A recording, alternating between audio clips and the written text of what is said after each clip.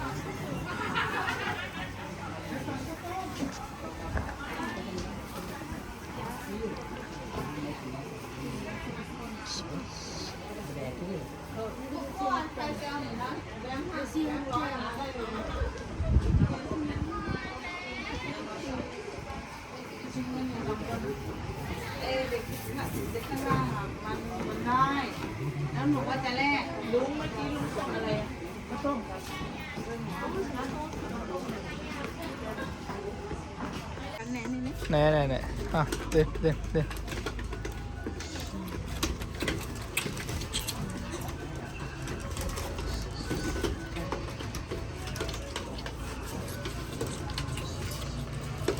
සිංහල නම් තේරෙන්නේ නෑ මේගොල්ලන්ට ඒ වුණාට කිරිබොනවා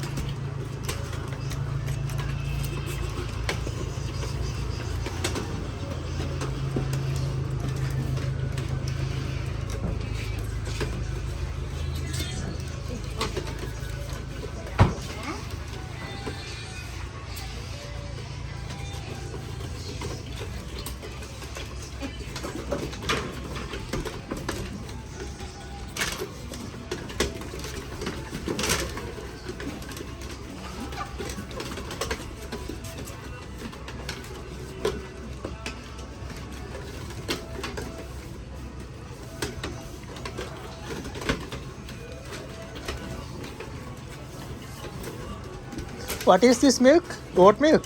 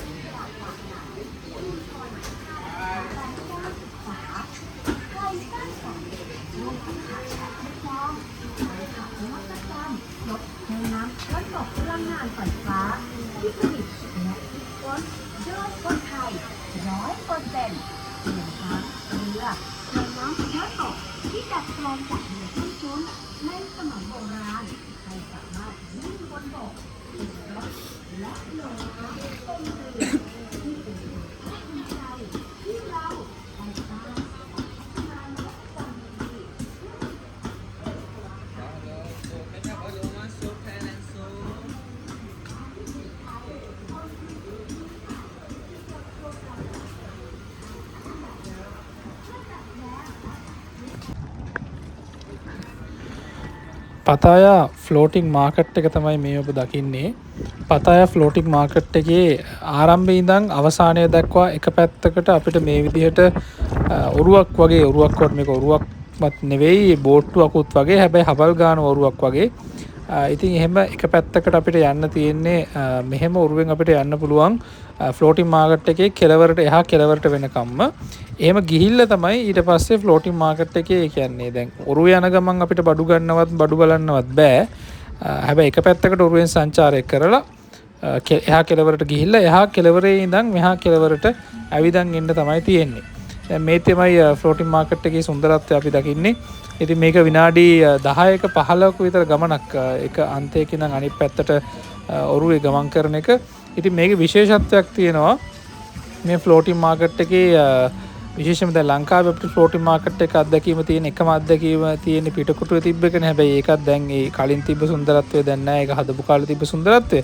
හැබැයි ලංකාවේ අපිට එහෙම පොඩි අත්දැකීමක් තිබ්බට මේක ඒ වගේ පොඩි ෆ්ලෝටිං මාකට් එකක් නෙවෙයි.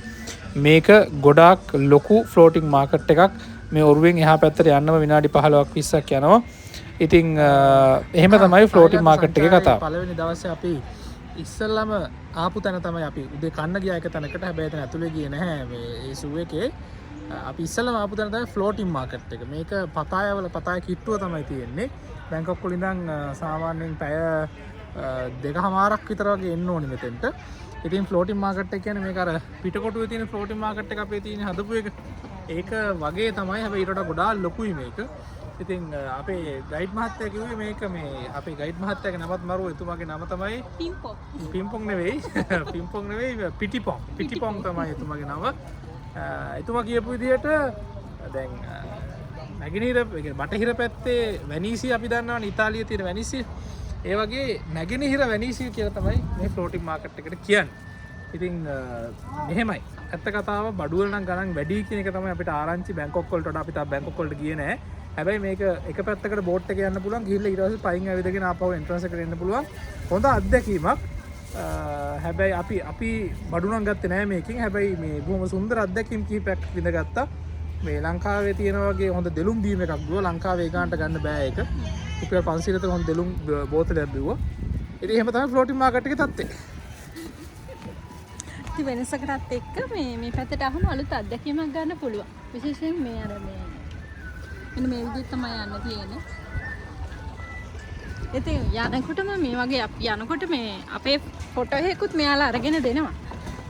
ඒක නිකන් සර්ප්‍රයිස් එකක් වගේ නේද? ඔව්. ඒ ෆොටෝ එක ගන්න බලා ෆොටෝ එක ගණන් හොඳ රුපියල් 1000ක් වෙන එක ෆොටෝ එක.